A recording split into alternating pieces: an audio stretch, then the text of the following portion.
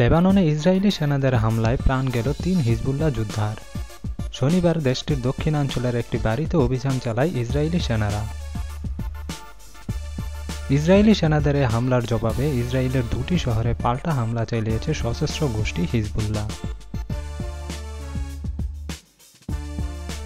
এমনকি ইসরায়েলের নজরদারিতে থাকা বিভিন্ন সরঞ্জাম ও স্থাপনায় আগুন ধরিয়ে দেয় হিজবুল্লাহ যোদ্ধারা।